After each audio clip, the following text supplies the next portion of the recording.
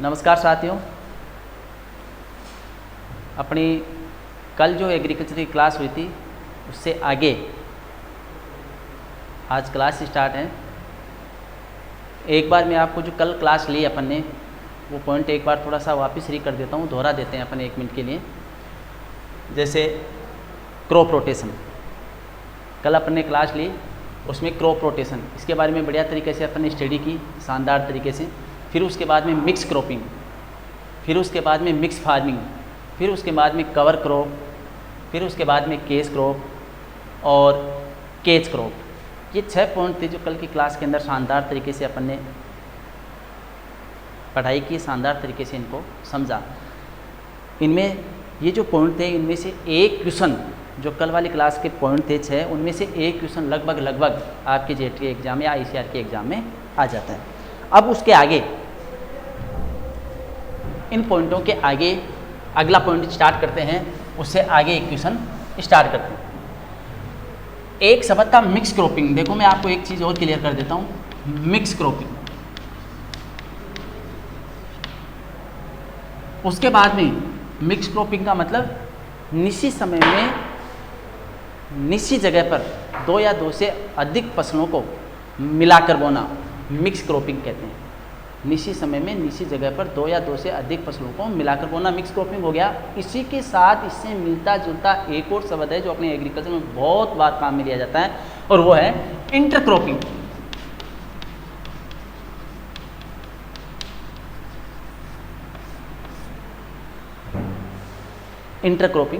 Intercropping का मतलब ये है कि 2 निश्चित समय में निश्चित जगह पर 2 या 2 से अधिक फसलों को पंक्तियों में बोना, इंटरक्रॉपिंग। मिक्स क्रॉपिंग में क्या होता था? मिक्स क्रॉपिंग में होता था मिलाकर बोना, ठीक है। और इंटरक्रॉपिंग में होता है फसल को मिलाकर नहीं बोते बल्कि पंक्तियों के अंदर बोते हैं। जैसे कि मान लो कि ये अपना खेत है, इस खेत में अपन ने 5 लाइन गेहूं बो दिया, फिर उसके बाद में 2 लाइन आपने इसमें चने की बो दी, ये इंटरक्रॉपिंग। जबकि मिक्स क्रॉपिंग के अंदर फसलों को आपस में मिलाकर बोया जाता है। तो ये स्पेशल ध्यान रखना है, इंटरक्रॉपिंग शब्द और मिक्स क्रॉपिंग शब्द में बहुत अंतर, माइनर अंतर है, लेकिन कई बार यहाँ से भी एक पर्सन आ जाता है। अब उसके बाद में आज जो कल वाले चैप्टर से आगे वाले चैप्टर पॉइंट हैं, यूनिट हैं, उनमें से अपन लेकर थोड़ा सा स्टडी आगे चलते हैं। उनमें से हैं आज अपन विशेष रूप से जिन पॉइंटों पे स्टडी करेंगे जहाँ से प्रश्न बनते हैं वो आपके सामने हैं। एक है कोल क्रॉप, दूसरा है कंटूर क्रॉप, तीसरा है हेक्साटिव क्रॉप, चौथा है मल्च क्रॉप, 5वां है साइलेज क्रॉप और 6ठा है ट्रैप क्रॉप। ये है जहाँ से भी अपना प्रश्न पड़ता है। अपन पहली चीज़ ले लेते हैं और वो लेते हैं अपन कोल क्रॉप।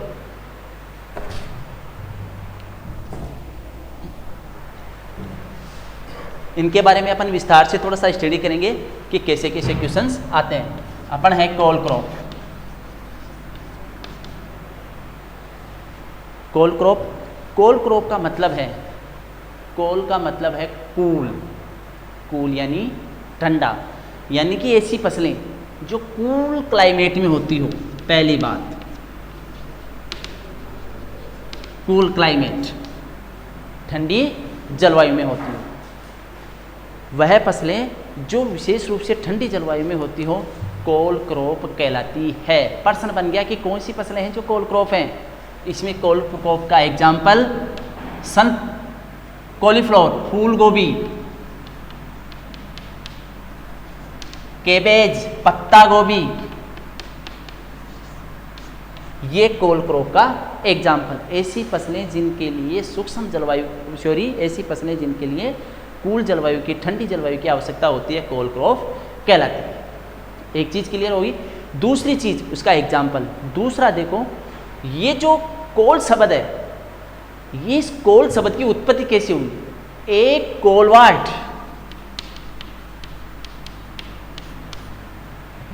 कोलवार्ट नाम का साइंटिस्ट था जिसने जंगली पौधे के रूप में इसकी खोज की। कोलवार्ट ने कोल क्रॉप की, कोल फसलों की या कोलवार्ड ने कोल क्रॉप शब्द दिया, क्योंकि ये कोलवार्ड है, एक साइंटिस्ट है। हालांकि कुछ बुकों में कोलवार्ड एक जंगली पौधा को भी बता रखा है, लेकिन कोलवार्ड एक साइंटिस्ट है जिसने ये कहा कि फूल गोभी और पत्ता गोभी कोल क्रॉप है। तो कोलवार्ड से कोल क्रॉप की उत्पत्ति हुई है। ठीक है, दूसरा प्रश्न ये भी बन गया कि कोलवार्ड, कई बार ये प्रश्न आया है कि कोल क्रॉप किससे संबंधित है, कोलवार्ड से, या कोलवार्ड किससे संबंधित है, कोल क्रॉप से। ये दूसरा पॉइंट हमेशा ध्यान रखने वाली बात है। कोल निम्न में से कोल क्रॉप है फूल गोभी पत्ता गोभी। क्यों है? क्योंकि उन्होंने कोलवार्ड ने फूल गोभी की खोज कोलवार्ड नामक साइंटिस्ट ने एक जंगली पौधे के रूप में की थी, इस वजह से इनका नाम कोल क्रॉप पड़ गया। दूसरा इजीली बात यह है कि कोल क्रॉप यानी कि जो ठंडी जलवायु के अंदर होती है, कूल जलवायु के अंदर होती है, वो कोल क्रॉप कहलाती है। और कोल क्रॉप का बेस्ट उदाहरण है फूल गोभी पत्ता गोभी। हमेशा ये भी हॉर्टिकल्चर के पेपर के अंदर कई बार ये प्रश्न आता है कि निम्न में से कोल क्रॉप किसे कहा जाता है, तो कोल क्रॉप में फूल गोभी है, पत्ता गोभी है, ये दोनों फसलें कोल क्रॉप के बेस्ट उदाहरण है। एक चीज़ क्लियर? तो कोल क्रॉप बहुत इंपॉर्टेंट बात है। अपन ही कोल क्रॉप के बारे में, कोलवार्ड के बारे में, जब फूल गोभी पत्ता गोभी वेजिटेबल्स की स्टडी पढ़ेंगे, वेजिटेबल्स के बारे में पढ़ेंगे, जब फूल गोभी पत्ता गोभी का विस्तार से वर्णन करेंगे तब भी इसका जिक्र होगा। लेकिन बेसिक नॉलेज आपका ये चीज़ क्लियर हो जाना चाहिए कि कोल क्रॉप किसे कहते हैं, फूल गोभी और पत्ता गोभी को कहते हैं, क्योंकि ये कूल जलवायु में होती है और कोलवार्ड नामक साइंटिस्ट ने इसकी खोज की।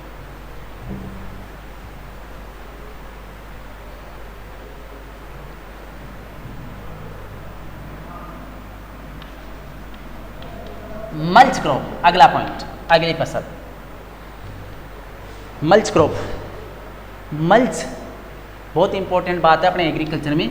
मल्च, मल्च यानी हिंदी में इसको बोलते हैं पलवार। इस मल्च को हिंदी में पलवार भी कहा जाता है। ठीक है, पलवार का मतलब बिछावना, मल्च का मतलब कि मर्दा के ऊपर ऐसी पन्नी बिछा देना, ऐसी प्लास्टिक बिछा देना या कोई भी फसल के अवशेष बिछा देना, मल्च कहलाता है। बहुत इंपॉर्टेंट बात है। मैं मल्च क्रॉप के बारे में स्टडी करूँ उससे पहले मैं मल्च अकेला जो शब्द है इसके बारे में आपका फंडा क्लियर कर देता हूँ, आपको बता देता हूँ कि मल्च क्या है। देखो, मल्च का मतलब है खेत में पॉलीथीन, फसलों के अवशेष या कूड़ा करकट की एक परत बिछा देना, मल्च कहलाता है। इसका मुख्य उद्देश्य क्या है मल्च का? मल्च का मुख्य उद्देश्य है कि एक तो जो जल है उसका वाष्पीकरण रोकना, मृदा के अंदर जो जल है उसका वाष्पीकरण रोकना मल्च कहलाता है।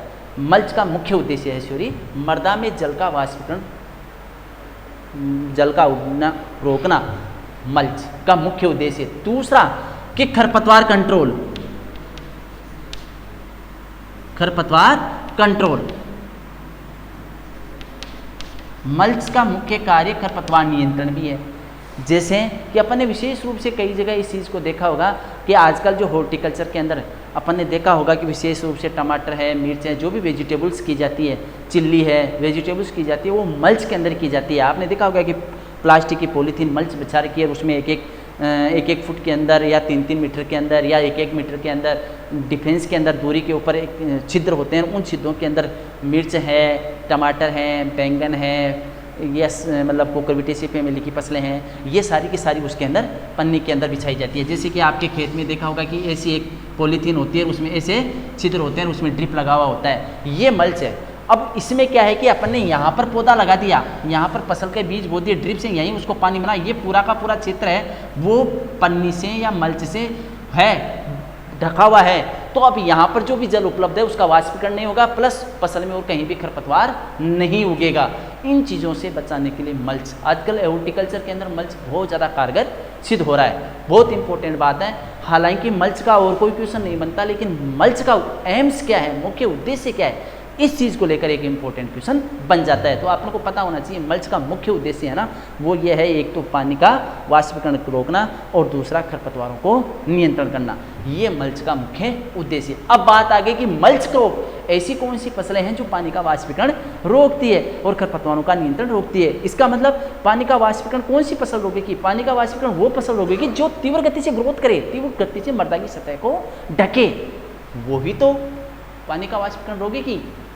जैसे कि अपने गाँव के अंदर ये नहीं होता कि है ना फसल होती है वो तीव्र गति से बढ़ जाती है तो भूमि की सतह को वो फसल ढक लेती है, और फिर बरसात के दिनों में बरसात लेट भी होती है, तो कई बार अपन ने ये चीज़ देखा है कि उस फसल को लेट तक पानी की आवश्यकता नहीं होती, क्योंकि उसकी भूमि में जो जल है उसका वाष्पीकरण नहीं होता, सूर्य की किरणें होती है जो उसके पत्ते होते हैं वहाँ तक आती है और ज़मीन तक नहीं जाती, तो पानी का वाष्पीकरण कम से कम होता है। तो मल्च क्रॉप जो भूमि की सतह को मैक्सिमम ढक कर रखती है वह मल्च क्रॉप कहलाता है। ये मल्च क्रॉप अपन ने कल के जो क्लास थी उसके अंदर पढ़ा था कवर क्रॉप, बात को थोड़ा सा ध्यान से देखना है। कवर क्रॉप, कवर यानी कि भूमि की सतह को ढककर रखती है वो भी कवर क्रॉप, और मल्च भूमि की सतह को ढककर रखेगी वो भी मल्च क्रॉप। ध्यान रखना है मिलते जुलते हैं, सिर्फ डेफिनेशन डिफरेंस है। तो कवर क्रॉप में बेस्ट एग्जाम्पल आया था ग्राउंड नट का, और मल्च क्रॉप, मल्च यानी भूमि की सतह को जो ढककर रखेगी वो है मल्च क्रॉप, जिसके अंदर जिसके वही बात है जिसकी चौड़ी पत्तियाँ होती हैं, जैसे कि कपास है मल्च क्रॉप है, जैसे मोठ है मल्च क्रॉप है, ठीक है। तो वह क्रॉप जो भूमि की सतह को ढककर रखती है मल्च क्रॉप कहलाती है। इसका एग्जाम्पल मल्च क्रॉप का ना आकर ज़्यादातर उसका एम्स पूछा जाता है कि मल्च का मुख्य उद्देश्य क्या है, लेकिन यह आपकी चीज़ क्लियर हो जानी चाहिए कि मल्च क्रॉप का मुख्य उद्देश्य मृदा से जल की हानि को रोकना प्लस खरपतवारों की वृद्धि को रोकना, खरपतवारों के अंकुरण को रोकना मल्च क्रॉप कहलाता है। कई बार अपन अपने खेतों के अंदर भी देखते हैं कि जैसे कि गंवार की फसल तीव्र गति से वृद्धि कर गई और खरपतवार है वो बिल्कुल आराम से वृद्धि के, तो वो ऊपर जाकर फसल बड़ी हो जाती है, गंवार की फसल बड़ी हो जाती है और भूमि की सतह को ढक लेती है, खरपतवार नीचे रह जाता है, फिर उसकी छाया के अंदर उसको प्रकाश नहीं मिलता और धीरे धीरे वो खरपतवार का पौधा नष्ट हो जाता है, मल्च क्रॉप कहलाए। क्लियर? अपन ने दो चीज़ें क्लियर कर ली एक चीज़ अपन ने कोल क्रॉप क्लियर कर ली और दूसरी अपन ने मल्च क्रॉप क्लियर कर ली। क्रॉप, मल्च क्रॉप, दो चीज़ें अपनी दिमाग में क्लियर, और दोनों का एग्जाम्पल आपके सामने क्लियर हो गया कि मल्च क्रॉप किसे कहते हैं और कोल क्रॉप किसे कहते हैं। उसके बाद में अगला पॉइंट, तीसरी क्रॉप,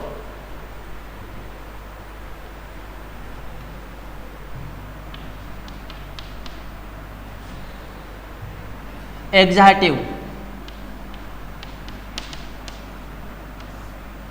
एग्जैक्टिव क्रॉप, एग्जैक्टिव क्रॉप। तीसरी है एग्जैक्टिव क्रॉप। देखो एग्जैक्टिव क्रॉप का मतलब ऐसी फसलें जो भूमि से, जो मृदा की सतह से मैक्सिमम अधिक से अधिक मात्रा में खनिज पोषक तत्वों का पानी का अवशोषण करती है। वह फसलें जो भूमि की सतह से अधिक मात्रा में खनिज लवण का और पानी का अवशोषण करती हैं एग्जैक्टिव क्रॉप कहलाती है। इसका बेस्ट उदाहरण मैं आपको इसका बेस्ट कि जो ग्रेमिनी फैमिली की जितनी फसलें हैं, ठीक है, जो ग्रेमिनी फैमिली की जितनी फसलें हैं वो सारी की सारी एग्जैक्टिव क्रॉप हैं, क्योंकि ग्रेमिनी फैमिली की जो फसलें हैं वो सबसे ज़्यादा पानी की आवश्यकता होती है उनको, और जो सबसे ज़्यादा पानी की आवश्यकता होती है उसी के साथ साथ उनको अधिक मात्रा में खनिज पोषक तत्वों की भी आवश्यकता होती है। यानी कि वह फसलें जो मृदा से अधिक मात्रा में पानी का अवशोषण करती है और मृदा में अधिक मात्रा में खनिज पोषक तत्वों का अवशोषण करती हैं एग्जैक्टिव क्रॉप कहलाती है, एग्जैक्टिव क्रॉप कहलाती है। क्लियर? अब जैसे कि मान लो कि चारों के चारों ऑप्शन ही ग्रेमिनी फैमिली के आगे, जैसे कि मैं यहाँ पर्सन बता देता हूँ आपको कि निम्न में से एग्जैक्टिव क्रॉप है, और इसका जो ऑप्शन है, क्योंकि अपन ने शॉर्ट तरीके से तो ये चीज़ याद कर ली कि ग्रेमिनी फैमिली की जितनी फसलें हैं सारी की सारी एग्जैक्टिव क्रॉप हैं, लेकिन माना कि पर्सन आ गया कि निम्न में से एग्जैक्टिव क्रॉप है और उसमें ऑप्शन पहला आ गया गेहूं, दूसरा ऑप्शन इसके अंदर आ गया बाजरा, तीसरा ऑप्शन इसमें आ गया ज्वार और चौथा ऑप्शन इसमें आ गया मान लो मक्का। अब ये चारों की चारों फसलें हैं ना, ये चारों की चारों फसलें ग्रेमिनी फैमिली की है। अब ये कह रहा है कि इन चारों में से एग्जैक्टिव क्रॉप कौन सी है, इसका मतलब ये कह रहा है कि इन चारों में से ऐसी कौन सी फसल है जिसको अधिक मात्रा में पानी की आवश्यकता होती है और वह जो अधिक से अधिक मात्रा में मृदा से खनिज लवणों का अवशोषण करती है। अब यहाँ पर बात कि विशेष रूप से इस बात को अपन को ध्यान देना है कि मृदा में सबसे ज़्यादा मात्रा में खनिज लवणों का जो अवशोषण करती है, जिसकी वजह से मृदा कमज़ोर होती है, वो हेक्साटिव क्रॉप कहलाती है। और हमने इस चीज़ को अच्छी तरह से देखा है कि जिन खेतों के अंदर अपने यहाँ चरी की जवार, राजस्थान के अंदर बोलते हैं कई बार चरी की जवार, तो जहाँ पर अपन ने चरी की जवार बो रखी है या जवार की फसल बोई है पशुओं को खिलाने के लिए चारे के रूप में, उस जवार की खेत के अंदर अपन जैसे ही नेक्स्ट सीजन की, रवि सीजन की कोई भी फसल बोते हैं तो उनमें वो फसल कमज़ोर होगी या उस फसल को अधिक मात्रा में खनिज पोषक तत्व देने की आवश्यकता होगी। क्यों? क्योंकि ये जवार की फसल उस खेत से अधिक मात्रा में खनिज पोषक तत्वों का अवशोषण करती है। तो वह फसल जो मृदा से बहुत अधिक मात्रा में खनिज पोषक तत्वों का अवशोषण करती है हेक्साटिव क्रॉप कहलाती है। और इस हेक्साटिव क्रॉप में सबसे बेस्ट उदाहरण ग्रेमिनी फैमिली है। और अगर चारों की चारों फसलें ग्रेमिनी फैमिली की आती है ऑप्शन के अंदर, उस कंडीशन के अंदर जवार की फसल है वो हेक्साटिव क्रॉप कहलाती है। क्लियर बात? तीसरा पॉइंट, पहला कोल क्रॉप हो गया जो ठंडी व कूल जलवायु में होती है, जिसकी उत्पत्ति कोलवाड़ से हुई, कोल क्रॉप कहलाती है। इसका बेस्ट उदाहरण है फूल गोभी और पत्ता गोभी। दूसरी बात, मल्च क्रॉप, वह जो भूमि की सतह को ढककर रखती है, जो पानी का अपरदन नहीं होने, जो जल का वाष्पीकरण नहीं होने देती, जो खरपतवारों को नियंत्रण करती है और जो मृदा का अपरदन भी नहीं होने देती, वो मल्च क्रॉप कहलाती है। तीसरी हेक्साटिव क्रॉप, वह फसल जो मृदा से अधिक मात्रा में खनिज पोषक तत्वों का अवशोषण करती है, हेक्साटिव क्रॉप कहलाती है। इसका बेस्ट उदाहरण जवार की फसल। क्लियर? ये तीसरी हेक्साटिव क्रॉप, ये यहां पर लिख देते हैं हेक्साटिव क्रॉप। ठीक है, फिर उसके बाद में अगला पॉइंट है और वो है कंटूर क्रॉप। कंटूर क्रॉप जिसको अपन हिंदी में बोलते हैं समुच्चय, और हिंदी में वैसे इसको कंटूर भी कहते हैं। कंटूर क्रॉप, कंटूर फसलें।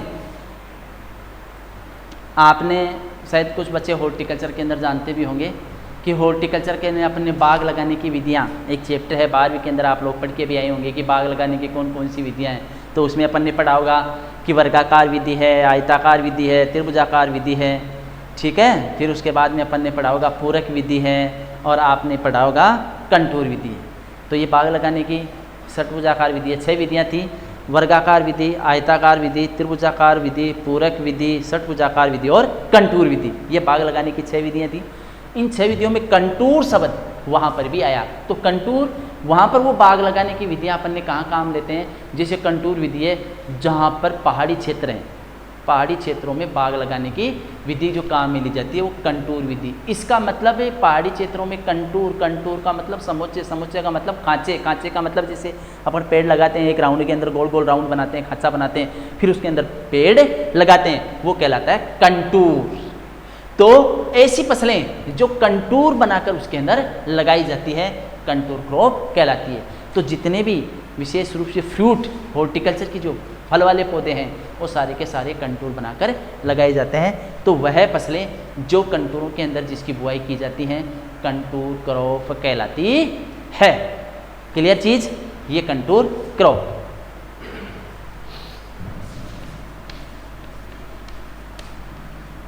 Contour crop.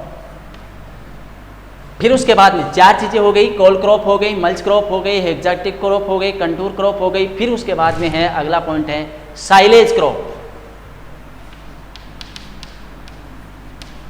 Silage crop, silage crop.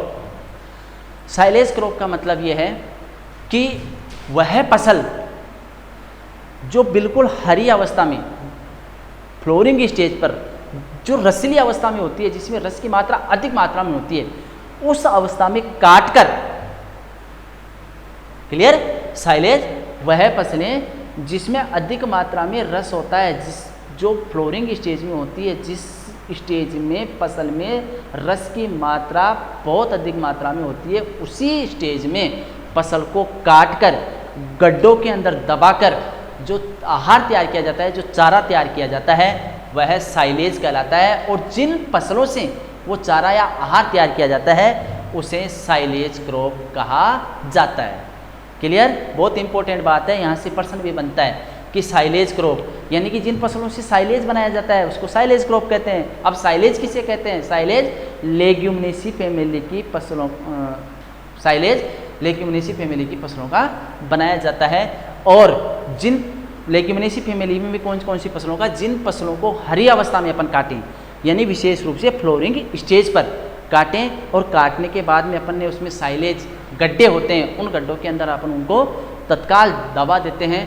और तत्काल दबाने के बाद में उसमें फेडरेशन की क्रिया होगी। फेडरेशन की क्रिया होने से उसमें जो आहार तैयार होगा वह आहार साइलेज कहलाता है। हालांकि ये एनिमल हस्बेंड्री में है कि साइलेज किसे कहते हैं, अपन वहाँ उस समय और भी पढ़ेंगे कि साइलेज ये होता है, लेकिन अपने यहाँ साइलेज क्रॉप शब्द आया है, इस वजह से मैं ये चीज़ बता रहा हूँ कि साइलेज यानी कि फसलों को हरी अवस्था में जब उसमें रस की मात्रा बहुत अधिक मात्रा में होती है, किसी भी फसल में रस की मात्रा सबसे अधिक मात्रा में उसकी फ्लोरिंग स्टेज पर होती है, तो वह फसल जिसको फ्लोरिंग स्टेज में हरी अवस्था में काट कर गड्ढों में दबाकर जब साइलेज बनाया जाता है तो उन फसलों को अपन साइलेज क्रॉप कहा जाता है। जैसे कि मैं आपकी याद के लिए आपको बता दूं, आपने 12वीं के अंदर पढ़ा होगा कि पशु आहार दो प्रकार का होता है, एक होता है साइलेज और एक होता है हे।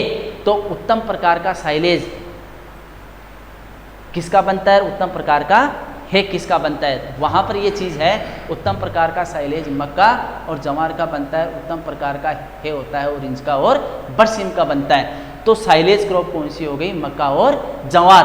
तो उनको हरी अवस्था के अंदर काटकर, जवार की फसल को और मक्का की फसल को हरी अवस्था के अंदर काटकर जो स्लाइडें बनाई हुई है, जो गड्ढे बनाए हुए हैं, उन गड्ढों के अंदर दबाकर जो आहार बनाया जाता है वो आहार साइलेज कहलाता है। और जिन फसलों से यह आहार बनाया जाता है उस आहार को साइलेज, उन फसलों को साइलेज क्रॉप कहा जाता है। ठीक है, तो ये साइलेज इसका बेस्ट उदाहरण है मक्का व जवार। क्लियर? तो अब यहाँ पर अगला पॉइंट हो गया 5वां कि साइलेज क्रॉप। साइलेज क्रॉप का मतलब कि वह फसलें जिनसे साइलेज बनाई जाती है, और साइलेज बनाने के लिए इसका एग्जाम्पल है वो है मक्का और जवार की फसल। ठीक है, और यहाँ कंटूर क्रॉप, कंटूर क्रॉप का बेस्ट उदाहरण है पोमोलॉजी यानी कि फल वाले पौधे, फल वाले पौधे। ठीक है, फिर उसके बाद के अंदर हेक्साट्यू क्रॉप, हेक्साट्यू क्रॉप के अंदर आ गया कि ग्रेमिनी फैमिली की सभी फसलें, और इनमें भी सबसे बेस्ट अगर सारी की सारी ग्रेमिनी फैमिली आ जाए तो जवार की फसलें। मल्च क्रॉप, मल्च क्रॉप है सारी की सारी जो भी कवर क्रॉप है वो मल्च क्रॉप है। फिर उसके बाद में कोल क्रॉप, कोल क्रॉप में है फूल गोभी और पत्ता गोभी। ये आपका फूल गोभी और पत्ता गोभी। तो ये साइलेज क्रॉप अपनी क्लियर हो गई। ठीक है, ये यहाँ से मैं पॉइंट क्लियर कर देता हूँ आपको याददाश्त के लिए। एक बार मैं वापस क्लियर करता हूँ। कोल क्रॉप, मल्च क्रॉप, हेक्साट्यू क्रॉप, कंटूर क्रॉप और साइलेज क्रॉप। इसी के साथ एक और क्रॉप है trap crop, trap crop. Trap यानी आकर्षित,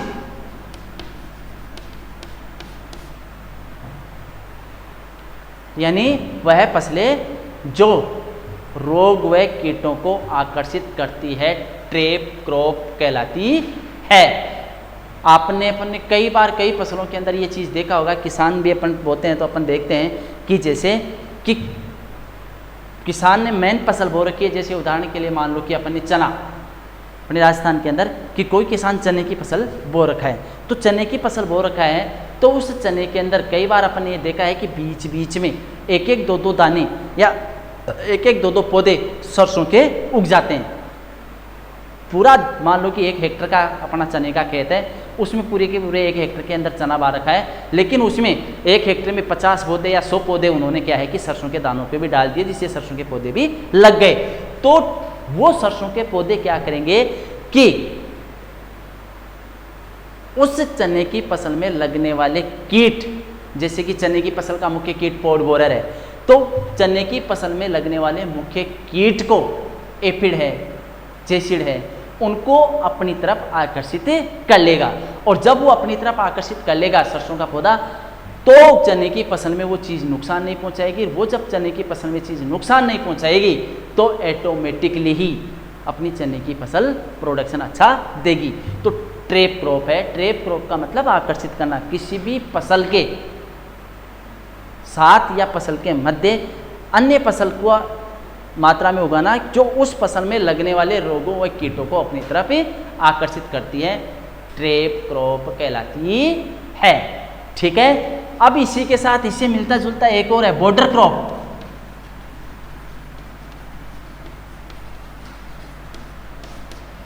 इसी से मिलता जुलता एक शब्द है और जिसका नाम है बॉर्डर क्रॉप। किससे मिलता जुलता है? ट्रैप क्रॉप से। ट्रैप का मतलब है फसल के बीचों बीच में, और बॉर्डर जैसे कि ये आपका खेत है और इस खेत के अंदर बॉर्डर क्रॉप, अपन ने चने की फसल इसमें बो रखी है, लेकिन सीमाओं के ऊपर चारों तरफ, इसके चारों तरफ अपन ने सरसों की फसल बो दी। ठीक है। या अपन ने मान लो कि इसके चारों तरफ कुसुम की फसल बो दी, या यूँ मान लो कि अपन ने इसके चारों तरफ गेहूँ की फसल बो दी, या यूँ मान लो कि अपन ने इसके चारों तरफ जौ की फसल बो दी। तो मुख्य फसल के चारों तरफ जो फसल बोई जाती है वह बॉर्डर फसल कहलाती है। इसको अपन बॉर्डर फसल के नाम से जाना जाता है। बॉर्डर क्रॉप बॉर्डर फसल कहलाती है, बॉर्डर क्रॉप के नाम से इसको जाना जाता है। अब रही बात, पर्सन ये नहीं आएगा कि किसे बॉर्डर क्रॉप कहते हैं, क्योंकि पर्सन ये आएगा कि बॉर्डर क्रॉप है, इसका मेन उद्देश्य क्या है। तो बॉर्डर क्रॉप है, इस बॉर्डर क्रॉप का मेन उद्देश्य, मेन एम्स, मेन पर्पज, जो मुख्य फसल है उसकी सुरक्षा है। बॉर्डर क्रॉप का जो मेन उद्देश्य है, मेन बॉर्डर है, वो मेन फंक्शन है, मेन एम्स है, वो है कि मुख्य फसल है उसकी सुरक्षा करना। जैसे अपनी यहाँ मुख्य फसल ग्राम है, यहाँ मुख्य फसल चना है।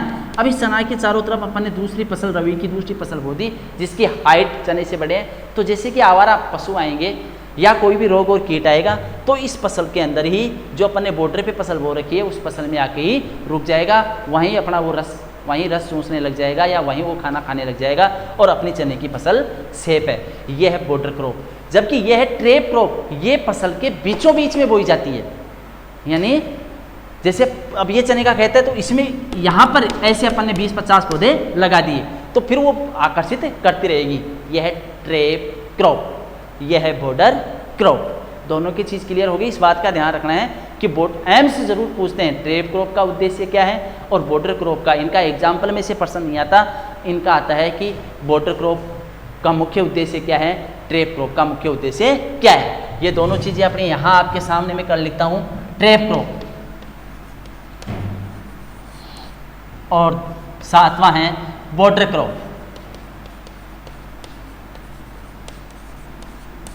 ठीक है, तो ये चीज़ क्लियर हो गई ट्रैप क्रॉप किसे कहते हैं, और एक ये चीज़ भी क्लियर हो गई कि बॉर्डर क्रॉप किसे कहते हैं।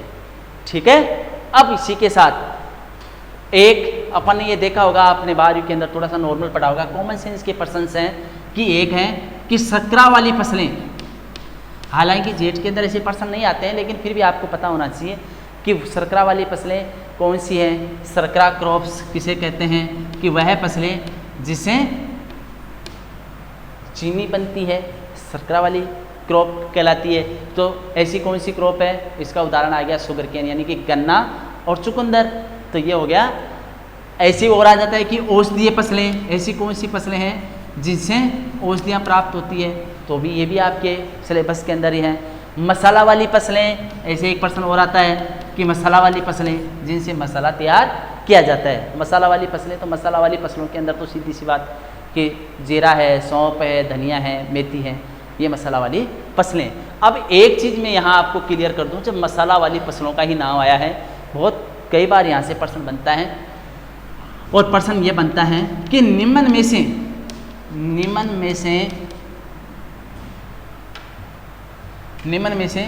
मसाला, निम्न में से बीजीय मसाला वाली फसल है, बीजीय मसाला वाली फसल है। ये प्रश्न आता है, कई बार आता है, निम्न में से बीजीय मसाला वाली फसल है। अब एक ऑप्शन आ गया कि मिर्च, दूसरा ऑप्शन आ गया टमाटर, तीसरा ऑप्शन आ गया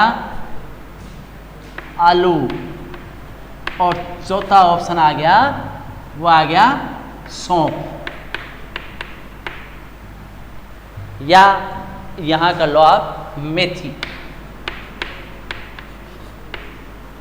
निम्न में से बीजीय मसाला वाली फसल है। ठीक है, बीजीय मसाला यहां पर अपन ने 1 मिनट पहले कवर किया था कि मसाले वाली फसल कौन सी है, जिनसे मसाला तैयार किया जाता है वो मसाले वाली फसल है। लेकिन यहां इन्होंने प्रश्न पूछा है बीजीय मसाला, यानी कि वह फसलें जिनका बीज मसाले के काम में लिया जाता है। बीजीय मसाले वाली फसलें कहलाती है जिनका बीज काम में लिया जाता है। मिर्च का कभी मसाले के रूप में बीज काम में नहीं लिया जाता, टमाटर का कभी मसाले के रूप में बीज काम में नहीं लिया जाता, आलू का कभी मसाले के रूप में बीज काम में नहीं लिया जाता, मेथी का मसाले के रूप में बीज काम में लिया जाता है। तो बीजीय मसाले वाली फसलें हैं मेथी। मेथी नहीं आया तो जीरा, जीरा नहीं आया तो सौंफ, सौंफ नहीं आया तो धनिया। ये बीजीय मसाले वाली 4 फसलें हैं। बात का ध्यान रखना है, बहुत इंपॉर्टेंट बात है कि निम्न में से बीजीय मसाले की फसलें कौन सी है। मैंने तो यहाँ ऑप्शन के अंदर मेथी दे दिया, लेकिन आपको चारों फसलों का नाम याद होना चाहिए। मान लो मेथी ऑप्शन में नहीं आया तो आपको पता होना चाहिए जीरा, जीरा आपके ऑप्शन में नहीं आया तो आपको पता होना चाहिए कि सौंफ, सौंफ आपके ऑप्शन में नहीं आया तो आपको पता होना चाहिए धनिया। ये चारों की चारों बीजीय मसाले वाली फसलें हैं। अंडरस्टैंड? मसाले वाली फसलें, अगर मसाले वाली फसल पूछे तो अलग बात होगी, बीजीय मसाले वाली फसल पूछे तो अलग बात होगी, शर्करा वाली फसल पूछे तो आपको नॉर्मल बता देना है। हालांकि ऐसे प्रश्न नहीं आते, लेकिन ये वेरी वेरी इंपॉर्टेंट क्वेश्चंस हैं कि बीजीय मसाले वाली फसलें कौन कौन सी।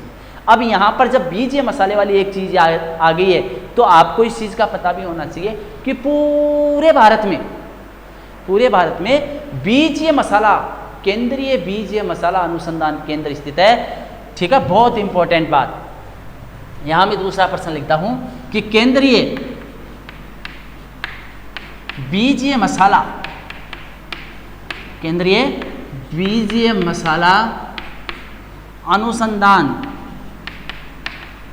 केंद्र स्थित है,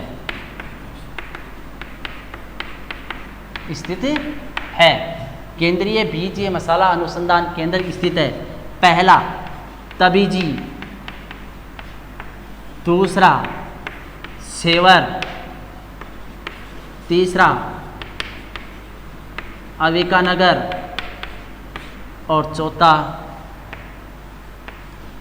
बीकानेर। ये 4 ऑप्शन। केंद्रीय बीजीय मसाला अनुसंधान केंद्र कहाँ पर स्थित है? केंद्रीय बीजीय मसाला, तो पहली चीज़ तो एक चीज़ क्लियर हो गई कि बीजीय मसाले वाली कौन कौन सी फसलें हैं, आपकी चीज़ क्लियर हो गई। पूरे भारत का बीजीय मसाला अनुसंधान केंद्र कहाँ पर है? तबीजी। और ये तबीजी कहाँ पर है? कई जगह का नाम है तबीजी और अपने ये अजमेर में स्थित है। तबीजी कहाँ पर है? अजमेर में। अजमेर से पुष्कर जाते हैं उस हाईवे पर, बिल्कुल आजकल अजमेर शहर के अंदर ही आ गया। अजमेर के अंदर तबीजी स्थित है, वहाँ पर बीजीय मसाला अनुसंधान केंद्र है। अब यहाँ में दूसरा बात कि यहाँ पर इस बीजीय शब्द को हटा दें, माना कि अपन इस बीजीय शब्द को हटा देते हैं। केंद्रीय मसाला अनुसंधान केंद्र कहाँ है? तो केंद्रीय मसाला अनुसंधान केंद्र है वो कालीकट यानी कि केरल है, वहाँ पर केंद्रीय मसाला अनुसंधान केंद्र है। इस बात का ध्यान में रखना है, बीजीय आए तब तबीजी और अकेला मसाला आए तब केरल, कालीकट केरल। ठीक है, बहुत इंपॉर्टेंट 2 प्रश्न बन गए हैं कि केंद्रीय बीजीय मसाला अनुसंधान केंद्र कहाँ है? पूरे इंडिया का केंद्रीय बीजीय मसाला अनुसंधान केंद्र है वो अपने तबीजी है, तबीजी में अजमेर है और वहाँ पर स्थित है। और अकेला मसाला अनुसंधान, केंद्रीय मसाला अनुसंधान केंद्र है वो कालीकट केरल में स्थित है। ठीक है, अब मैं यहाँ पर 2 चीज़ें और, आपकी ये चीज़ें क्लियर हो गई, उसी के साथ 2-3 चीज़ें मैं और क्लियर कर देता हूँ। अपने राजस्थान के अंदर केंद्रीय सेंटर के 7-8 इंस्टीट्यूट हैं, उनके बारे में भी आपको पता होना चाहिए, जिनमें से ये 4 तो मैंने यहाँ लिख ही दिए। ठीक है, अपने राजस्थान के अंदर सेंट्रल लेवल के इंस्टीट्यूट स्थित हैं एग्रीकल्चर के, उनमें से 4 तो मैंने यहाँ लिख दिए, 4 शेष हैं वो और हैं वो कौन कौन से हैं उनके बारे में अपन थोड़ा सा जिक्र कर लेते हैं। उनमें से भी एक हमेशा हर टाइम पूछा जाता है, हर जेट के पेपर में इनमें से एक इंस्टीट्यूट पूछा जाता है। जैसे कि मैं यहां लिख देता हूं, पहला केंद्रीय बीजीय अनुसंधान केंद्र, ठीक है, केंद्रीय बीजीय अनुसंधान केंद्र, ये कहां पर स्थित है? तबीजी अजमेर। क्लियर? फिर उसके बाद में दूसरा केंद्रीय सरसों, केंद्रीय सरसों अनुसंधान केंद्र, अनुसंधान केंद्र स्थित है। केंद्रीय सरसों अनुसंधान केंद्र स्थित है। पूरे भारत में सरसों का अनुसंधान केंद्र कहां पर स्थित है? सेवर। और ये सेवर कहां है? भरतपुर में। सेवर भरतपुर, यहां पर सरसों का अनुसंधान केंद्र स्थित है। क्लियर? और यहां पर केंद्रीय बीजीय मसाला अनुसंधान केंद्र कहां पर स्थित था? तबीजी में। ये तबीजी कहां स्थित है? अजमेर में। क्लियर हो गई? फिर उसके बाद में तीसरा केंद्रीय ऊंट अनुसंधान, केंद्रीय ऊंट अनुसंधान केंद्र स्थित है। कहां पर स्थित है? जोहड़बीड़, बीकानेर। जोहड़बीड़, ये जोहड़बीड़ कहां स्थित है? ये बीकानेर। पूरे भारत में ऊंट का अनुसंधान केंद्र अपने जोहड़बीड़ बीकानेर में स्थित है। फिर उसके बाद में चौथा है भेड़, केंद्रीय भेड़ व ऊन अनुसंधान केंद्र, केंद्रीय भेड़ एवं ऊन अनुसंधान केंद्र, केंद्रीय भेड़ एवं ऊन अनुसंधान केंद्र स्थित है। कहां पर स्थित है? अविका नगर, अविका नगर। ये अविका नगर कहां पर है? टोंक जिले में। ये टोंक कहां है? अपने राजस्थान में। कई बार कंफ्यूज, ये इस प्रश्न पे कई बार कंफ्यूज कर देते हैं कि केंद्रीय भेड़ व ऊन अनुसंधान कहाँ है, तो कई बार तो अविका नगर दे देते हैं, कई बार राजस्थान दे देते हैं, कई बार टोंक दे देते हैं। तो इस वजह से थोड़ा सा ध्यान रखना है। केंद्रीय भेड़ व ऊन अनुसंधान केंद्र अविका नगर, ये टोंक जिले में स्थित है और स्टेट अपना राजस्थान। ठीक है, ये 4 हो गए। फिर उसके बाद में 5वां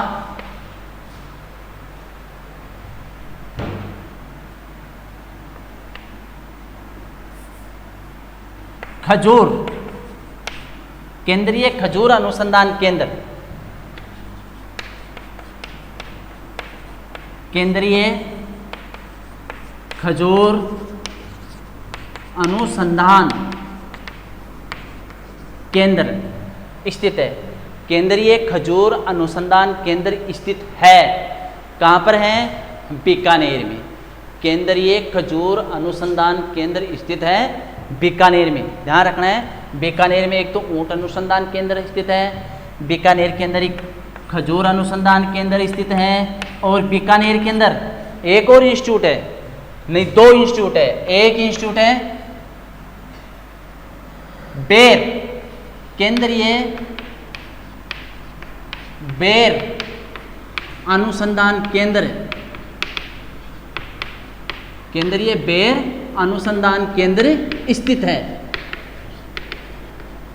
केंद्रीय बेर अनुसंधान केंद्र स्थित है, ये भी बीकानेर में।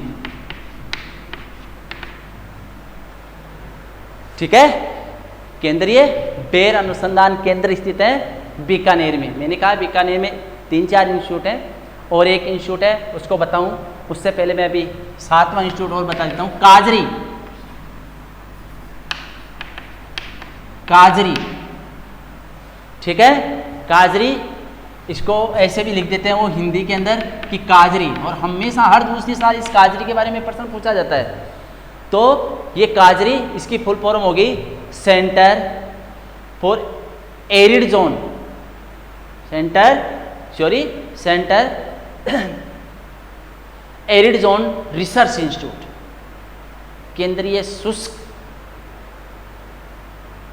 अनुसंधान संस्थान, centre for arid zone research institute काजरी।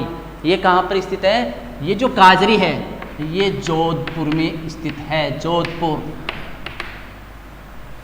ठीक है, केंद्रीय शुष्क खंड रिसर्च इंस्टीट्यूट ये कहाँ पर स्थित है? जोधपुर के अंदर स्थित है। एक इसी के साथ और शब्द आता है आफरी। ठीक है, आफरी की फुल फॉर्म है एरिड फॉरेस्ट रिसर्च इंस्टीट्यूट, शुष्क वन अनुसंधान संस्थान। ये कहाँ पर है? ये भी काजरी जोधपुर के अंदर ही स्थित है। ठीक है, ये 8 इंस्टीट्यूट हो गए। मैं वापिस आऊँगा एक इंस्टीट्यूट के ऊपर, लेकिन पहले ये अपने राजस्थान के अंदर मोस्टली 8 इंस्टीट्यूट पाए जाते हैं। एक केंद्रीय बीजीय मसाला अनुसंधान केंद्र, ये तबीजी बीकानेर में। दूसरा केंद्रीय सरसों अनुसंधान केंद्र, ये सेवर भरतपुर में।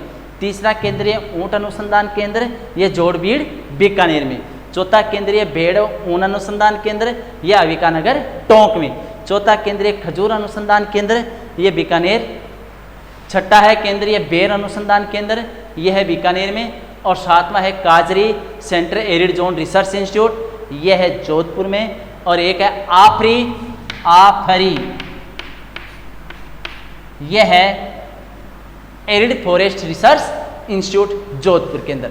ये 8 अपने राजस्थान में इंडिया लेवल के इंस्टीट्यूट पाए जाते हैं। अब एक और अपने राजस्थान में इंस्टीट्यूट पाया गया है, वो है सेंटर एरिड इंस्टीट्यूट हॉर्टिकल्चर। ठीक है, केंद्रीय शुष्क अनुसंधान मतलब उद्यान अनुसंधान।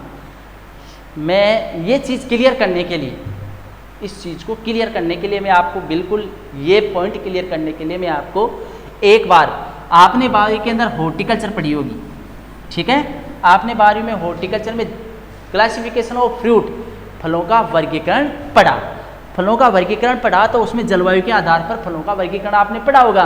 और जलवायु के आधार पर फल 3 प्रकार के आपने पढ़े होंगे। एक है शीतोष्ण जलवायु वाला फल, शीतोष्ण।